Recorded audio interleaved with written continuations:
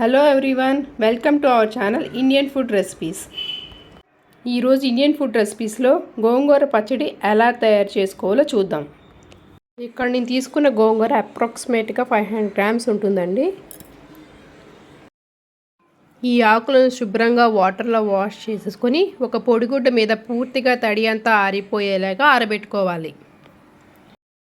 ఇలా ఆరబెట్టుకోవడం వల్ల ఈ పచ్చడి మనకు సంవత్సరం అంతా నిల్వ ఉంటుంది.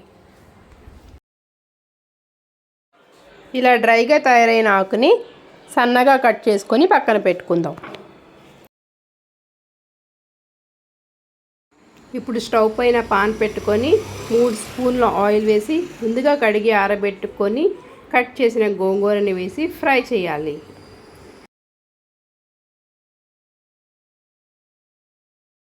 ఇలా మధ్య మధ్యలో తిప్పుకుంటూ మీడియం ఫ్లేమ్లో ఉంచి గోంగూర మెత్తపడే వరకు ఉంచి ఫ్రై చేయాలి.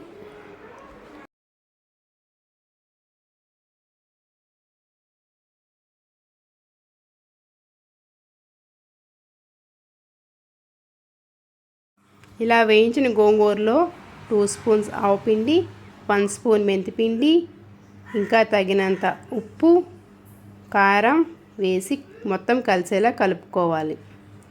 ఇక్కడ మనం సాల్ట్ 50 గ్రామ్స్ దాకా తీసుకున్నాము. ఇంకా చిల్లీ పౌడర్ 100 గ్రామ్స్ దాకా ఉంటుంది. ఇలా కలుపుకున్నటువంటి గోంగూరని ఒక బౌల్లోకి ట్రాన్స్ఫర్ చేసుకోవాలి.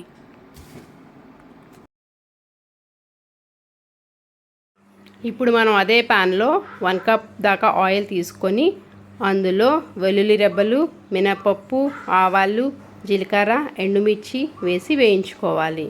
ఇంకా 1/2 స్పూన్ ఇంగువ కూడా వేయాలి. స్టవ్ ఆఫ్ చేసుకొని ఇందులో మనం ముందుగా రెడీ చేసుకున్నటువంటి గోంగూరని వేసి బాగా కలుపుకోవాలి.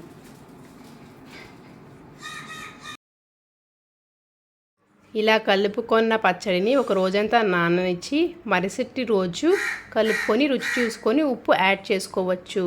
ఇదే పచ్చడిని ఒక ఎయిర్ టైట్ కంటైనర్లో స్టోర్ చేసుకుంటే 1 ఇయర్ పాటు పాడవకుండా ఉంటుంది. సో ఈ గోంగూర పచ్చడి మీరు కూడా ఇంట్లో ట్రై చేసి ఎలా కుదిరిందో నాకు కామెంట్ చేయండి.